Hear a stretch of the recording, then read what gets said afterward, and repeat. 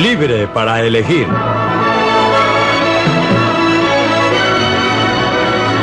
Una opinión personal de...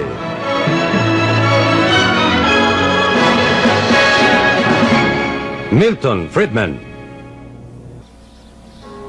Universidad de Chicago, otoño de 1979. Milton, a través de toda su discusión, usted enfatiza dos cosas. Las teorías de Adam Smith sobre el mercado libre y Thomas Jefferson sobre el poder central. Algo que me preocupó un poco en su discusión fue que me pareció que usted se asemejaba algo a la forma en que los psicoanalistas hablaban de Freud. Que aunque usted cree que ellos nos dieron la palabra y aunque han transcurrido 200 años desde entonces, sigue siendo palabra. Las circunstancias no han cambiado su significado en modo alguno. ¿Es usted tan rígido en sus ideas? Existe una gran diferencia entre principios y la aplicación de los principios. La aplicación de un principio tiene que tomar en cuenta las circunstancias, pero los principios que explican cómo opera un automóvil, esos no son diferentes de los principios que explican cómo operaba un coche tirado por un caballo o cómo operaba un arco y sus flechas. Los principios que Adam Smith enunció, la filosofía enunciada por Thomas Jefferson, son tan válidas hoy como lo eran entonces, pero las circunstancias son diferentes y por consiguiente la aplicación en muchos casos es diferente. En adición, ha habido una gran cantidad de trabajo y estudio y actividad de eruditos. Desde entonces sabemos mucho más de la forma en que opera la economía de lo que sabía Adam Smith. Así que él estaba equivocado en muchos detalles individuales de su teoría, pero no en su visión general, en su concepción de lo que ocurriría.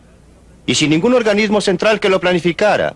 Millones de personas podían coordinar sus actividades en una forma que era mutuamente beneficiosa para todos. Ese concepto central es igualmente válido hoy, como lo fue entonces, y en realidad, tenemos más razón de confiar en él ahora que antes, pues nosotros tenemos 200 años más de experiencia para observar cómo opera. Correcto. Volvamos a Jefferson. Usted dice, reduzca las funciones del gobierno central a las funciones básicas propugnadas por Jefferson. ¿Cuáles eran?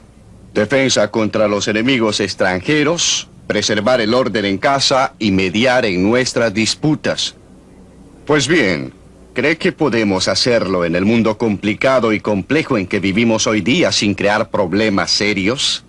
¿Qué le parece que miremos las actividades del gobierno en nuestro complejo mundo actual? Y preguntemos hasta qué punto se ha debido el crecimiento del gobierno a esas complejidades. La respuesta es muy poco en realidad. ¿En qué área ha crecido el gobierno más rápidamente? En obtener dinero de algunas personas y darlo a otras. El área de transferencia. El HEW, un presupuesto 1,5 veces el presupuesto total de defensa. En esa área es donde ha crecido el gobierno. En esa área es donde ha entrado la tecnología. No ha sido por hacer que ciertas funciones del gobierno sean necesarias, sino haciendo posible para el gobierno hacer cosas que no podía haber hecho antes. Sin computadores modernos, sin métodos modernos de comunicación y transporte, sería totalmente imposible administrar la clase de gran gobierno que tenemos ahora.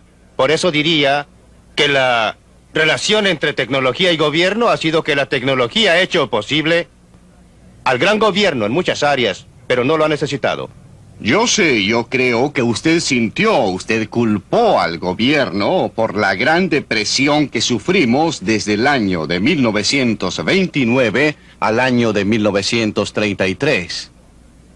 Y claro que usted culpó a Franklin Delano Roosevelt de todo. Pero la mayoría de la gente considera que él salvó nuestra economía libre del desastre. En vista de la catástrofe de la Gran Depresión, no tengo ninguna duda que medidas gubernamentales de emergencia eran necesarias. El gobierno había creado un caos. No el gobierno de FDR, sino el gobierno que lo precedió, aunque en realidad fue principalmente el sistema de la Reserva Federal que en realidad no estaba sujeto a elección. Pero cuando FDR actuó hizo dos cosas muy diferentes. Lo más importante, ¿había el gobierno creado un caos por lo que hizo o por lo que no hizo?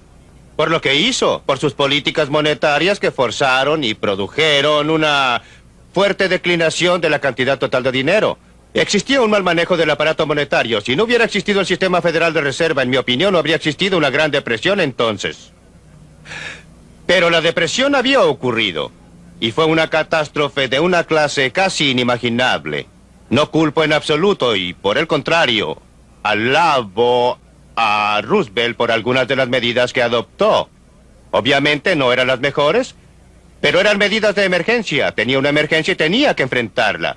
Y las medidas de emergencia, tales como el programa de ayuda, aún el WPA, que fue un programa para crear trabajo, sirvieron funciones muy importantes. Él también desempeñó una función muy importante al darle a la gente confianza en sí misma. Su gran discurso sobre lo único que tenemos que temer es al miedo fue ciertamente un elemento muy importante para devolver la confianza al público en general. Pero él fue mucho más allá. También comenzó a cambiar, bajo la presión pública, la clase de sistema de gobierno que teníamos. Si vamos más allá de las medidas de emergencia, las que él consideró como medidas de reforma, cosas como NRA y AAA declaradas inconstitucionales, luego al sistema del seguro social, Ahora consideremos el sistema de seguridad social. La gente lo quería esa protección, estaban asustados, en absoluto. deseaban ayuda. No. Usted dijo presión. ¿Presión de quién? Presión de la gente que estaba expresando lo que ellos creían que debían tener. ¿No existía una demanda pública amplia por programas de seguridad social?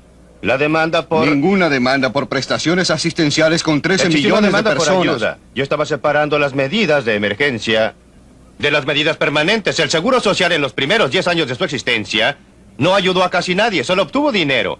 Muy pocas personas tenían derecho a los beneficios. No era una medida de emergencia, era una medida a largo plazo. Y tenía que venderse al público norteamericano, principalmente por el grupo de reformadores, intelectuales, agencias, la gente asociada con el FDR. La seguridad social es uno de los programas más engañosos. Ha sido vendido como un programa de seguro y no es un programa de seguro. Es un programa que combina un mal impuesto, un impuesto sin intereses sobre los salarios hasta un máximo, pero es un sistema muy injusto y desigual para conceder beneficios bajo el cual algunas personas obtienen mucho y algunas personas poco. De modo que el seguro social... ¿Usted aboliría ahora la seguridad social? Yo no rechazaría ninguno de los compromisos que ha tomado el gobierno actual, pero ciertamente reformaría el seguro social en forma tal que terminaría con su eliminación final. Usted no tiene miedo entonces del mercado libre bajo ninguna circunstancia.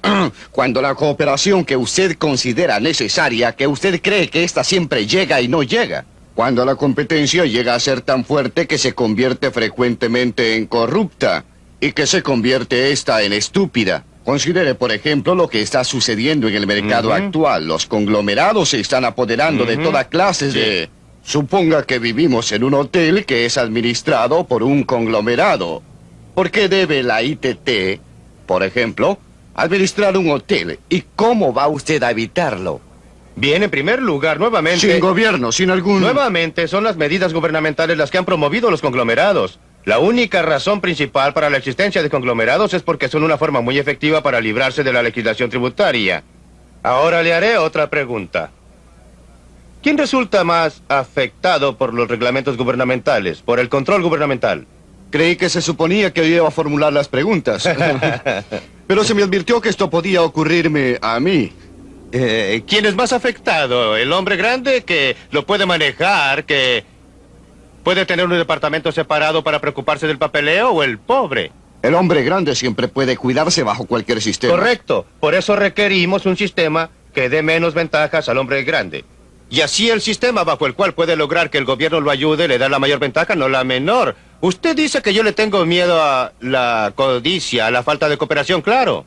Siempre debemos comparar lo verdadero con lo verdadero. ¿Cuáles son las alternativas reales? Si observamos a la historia, si volvemos al siglo XIX, cuando todos siempre hablaban de la era en que el varón ladrón se paseaba por el país y subyugaba a los pobres bajo sus talones, ¿qué descubrimos? Que hubo el mayor flujo de actividad caritativa voluntaria en la historia del mundo. Esta Universidad de Chicago es un ejemplo. Fue fundada por contribuciones de John D. Rockefeller y otras personas. Los colegios y universidades a través del Medio Oeste. Si usted pregunta cuándo fue fundada la Cruz Roja, o el Ejército de Salvación, o los Niños Exploradores, descubrirá que todo eso sucedió durante el siglo XIX en la era del capital rapaz no regulado. Milton, me gustaría volver a la cuestión de los conglomerados. Acepto lo que usted dice de la política de concentración de gobierno central, del gobierno, o si usted quiere, o como quiera llamarlo. Él es responsable del crecimiento de los conglomerados. ¿Qué podemos hacer al respecto? ¿Debe el Nada. gobierno tratar de deshacerlos? ¿Debe alguien tratar? No. ¿Debemos dejarlo fracasar? Los debe dejar fracasar, por supuesto. Me opongo fuertemente a que el gobierno los sancione. Debe dejarlos fracasar.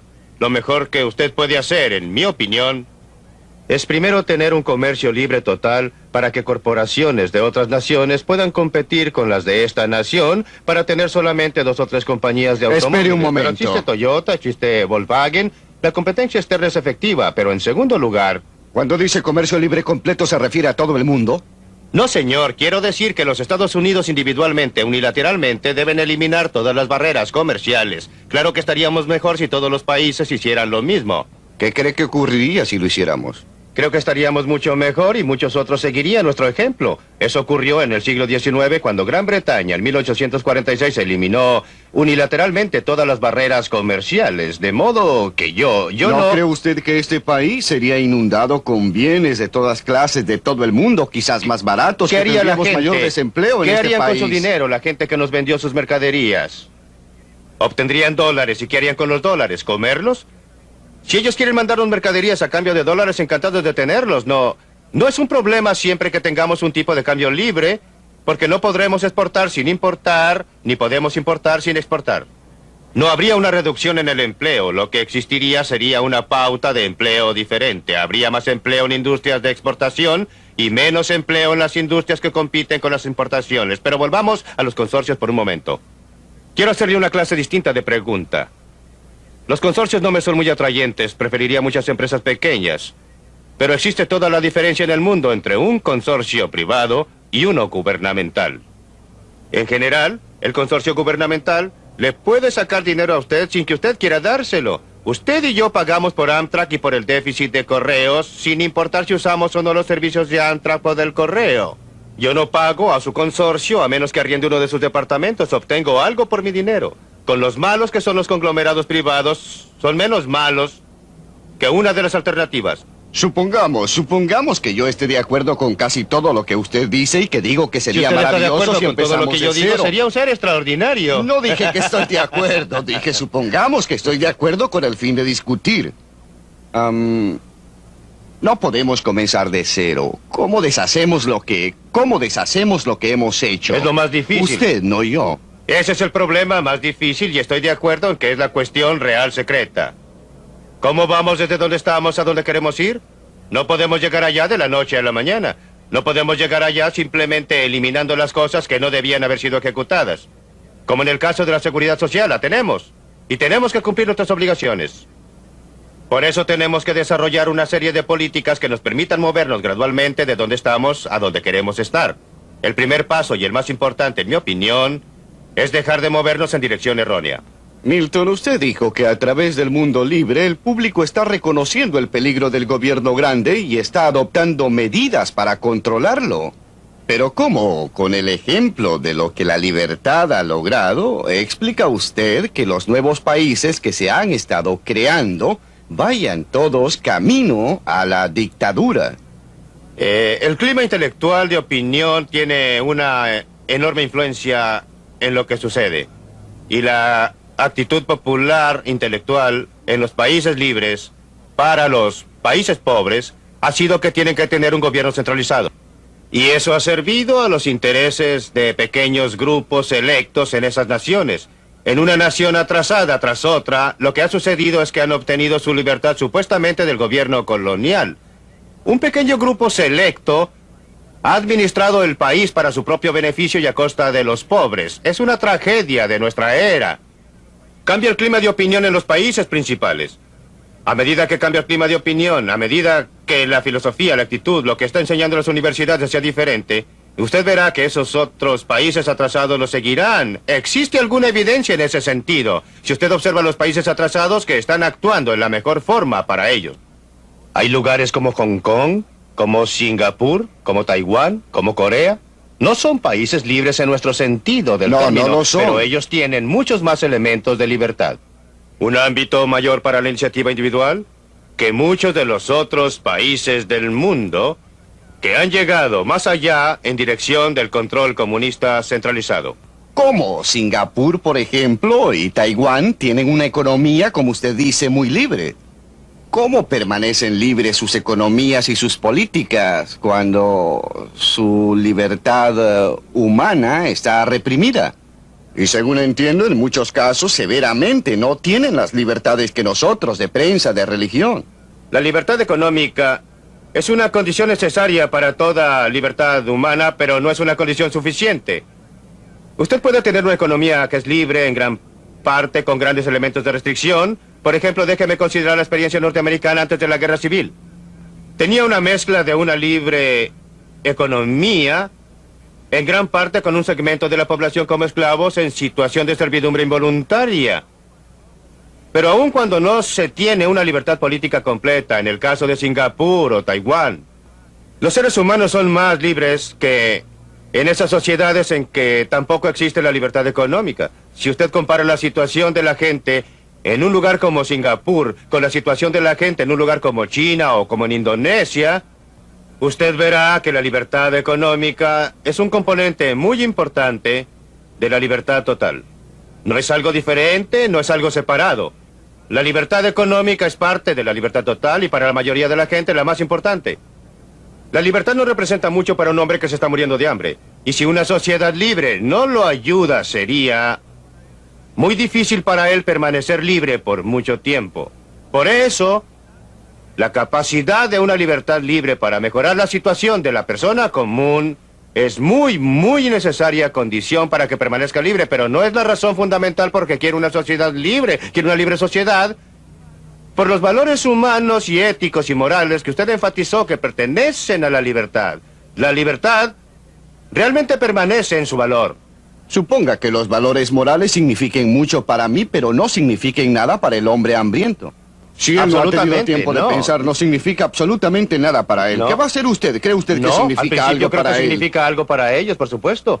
Muchos hombres han muerto por sus valores morales y han colocado estos valores morales sobre la vida misma. Pero usted y yo, ciudadanos de la sociedad libre, no nos apartaremos Bien, nunca. déjeme expresarlo en forma distinta. Supongamos que usted va y pronuncia un discurso a toda la gente que vive del bienestar público y les dice: miren, la libertad es mucho más importante que el dinero del bienestar social que están recibiendo. Existen conceptos éticos y espirituales al respecto. Hombres han muerto por esto. Supongamos que les dice eso y luego agrega: les vamos a quitar los pagos asistenciales. ¿Qué cree usted que ocurriría? Yo les diría algo distinto. Yo les diría... Me gustaría saber qué haría. Le diré lo que haría y lo que les diría. Les diría: los pagos asistenciales los están corrompiendo. Miren lo que les está sucediendo, lo que está sucediendo con sus hijos. Ustedes estarían mucho mejor en todo sentido. Pero supongamos que ellos le dicen: no estamos en absoluto de acuerdo. Sin Eso esos sería pagos un error. asistenciales estaríamos en una situación terrible. Se equivoca. No estarían en una situación terrible, pero comprendo sus sentimientos y no propongo retirarles la ayuda así y toda de inmediato. Creo que sería intolerable arrojar a los millones de personas que actualmente dependen de esos pagos a las calles. Debemos ir gradualmente. Por eso propuse el impuesto a la renta negativa como una medida de transición que nos permitirá ayudar a la gente que en realidad lo necesita. Sin tener al mismo tiempo la clase de caos que tenemos ahora cuando la mayoría de los beneficios van a la gente que no lo necesita, pero observen la forma en que el sistema de bienestar ha estado corrompiendo la verdadera esencia de nuestra sociedad. Hemos metido a la gente en una trampa que no han fabricado. No los culpo. Pero han sido metidos en una trampa donde se les induce a convertirse en cargas, a convertirse en niños. No a convertirse en seres humanos independientes. La virtud del deseo de la libertad es lo que la gente puede hacer con su libertad. La libertad no es un valor individual, es un valor social. Un Robinson Crusoe en una isla. Libertad es un concepto que no significa nada para él. Milton, ¿en qué situación está la libertad de esta nación hoy en día? Es una bolsa mezclada. En algunas áreas tenemos más libertad que la que jamás hemos tenido. En otras áreas nuestra libertad ha sido drásticamente reducida. Nuestra libertad para gastar el dinero que queramos ha sido reducida. Nuestra libertad para dedicarnos a la ocupación que queramos ha sido reducida. Nuestra libertad para iniciar diversos negocios ha sido reducida. Y estas restricciones a nuestras libertades económicas se han trasladado a restricciones a la libertad con que hablamos y conversamos. Las actividades que desarrollamos, nuestras actividades hacia los funcionarios gubernamentales, en esas áreas nuestras libertades han sido ¿Qué hay severamente restringidas. respecto a usted? Usted como individuo, y en realidad tenemos que tratar con millones de cientos, 200 millones, 220 millones de individuos. Con respecto a usted, ¿qué libertad cree que ha perdido? Bien, he sido un individuo muy afortunado. Eso suena como una disculpa. No, no es una disculpa porque voy a agregar algo más. Siempre he dicho que casi la única gente que ha tenido libertad de palabra efectiva estos días en Estados Unidos son los profesores en funciones de su cargo en universidades privadas que están a punto de jubilarse o se han jubilado. Esa ha sido mi situación en los últimos años. Considere, por ejemplo, la libertad de un profesor de medicina en cualquiera de nuestras grandes instituciones. Seguramente su investigación está siendo financiada por el gobierno federal. ¿No cree usted que lo pensaría 2 o 3 veces antes de dar una conferencia sobre los males de la medicina socializada? ¿O considere a uno de mis colegas de la universidad que está recibiendo donaciones de dinero de la Fundación Nacional de Ciencias? ¿Cree usted que en realidad se siente libre para hablar respecto al punto de si el gobierno debiera estar financiando dicha investigación? Por supuesto, no se debe tener libertad sin costo. Pero los costos deben ser razonables, no deben ser desproporcionados. Ningún hombre de negocios en esta nación hoy día... ¿Por qué actualmente los hombres de negocios son tan tímidos en lo que dicen? Hay muy pocos que están dispuestos a expresarse, a decir abiertamente lo que piensan. ¿Por qué? ¿Respecto a qué? Respecto a cualquier cosa, considere, por ejemplo, los intentos del presidente Carter para imponer controles voluntarios de salarios y precios. Casi no existe un hombre de negocios en esta nación que no lo considere espantoso. Aproximadamente solo 2 o 3 hombres de negocios han tenido el valor de ponerse de pie y decir algo al respecto. Pero nuevamente, como digo, vaya donde mis colegas académicos. Muchos de ellos piensan como yo, que el gobierno está destinando demasiado dinero, que han existido demasiados subsidios de universidades y colegios estatales a lo largo de la línea. Sin embargo, pocos están dispuestos a hablar. Milton, ¿qué hay respecto a la generación que no conoce lo que es la libertad como usted la conoció? Y por consiguiente no le importa tanto lo que ha sucedido, da por sentado el estado actual de cosas. Creo que es un problema real y que estamos viviendo de nuestra herencia. Hemos heredado una filosofía y una serie de actitudes y tienden a erosionarse. La gente se acostumbra a lo que conoce. Existe una enorme tiranía del status quo y la mayoría de la gente, la mayor parte del tiempo, acepta las circunstancias que lo rodean. Existe un impulso humano natural hacia la libertad que siempre se ha expresado, pero es más fuerte o más débil y creo que un gran peligro en continuar a lo largo del camino actual es que perderemos aún más de nuestra herencia, aún más de nuestros valores básicos, de nuestras creencias básicas de libertad, y protestaremos menos a medida que se nos quiten más y más libertades. El verdadero valor de la libertad es que proporciona diversidad y a su vez la diversidad es la verdadera protección de la libertad. A la gente que le gusta vivir en las ciudades puede vivir en ellas. A la gente que le gusta la impersonalidad de una metrópolis puede vivir en una metrópolis.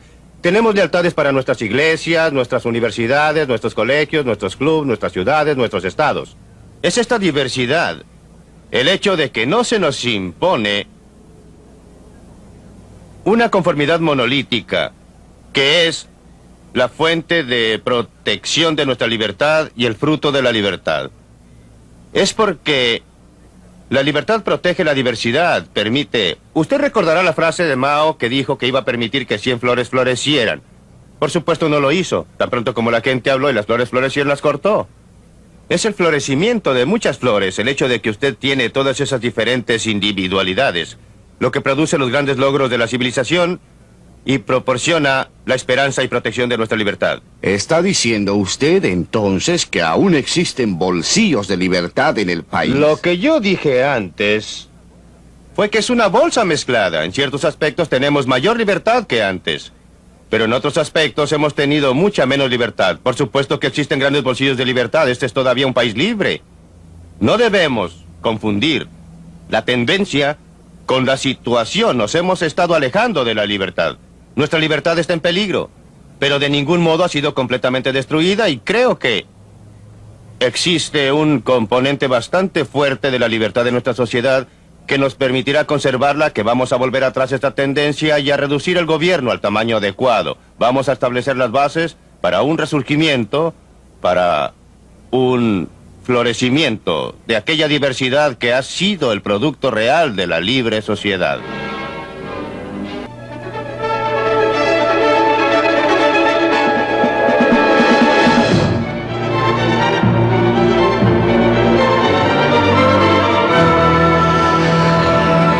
Libre para elegir.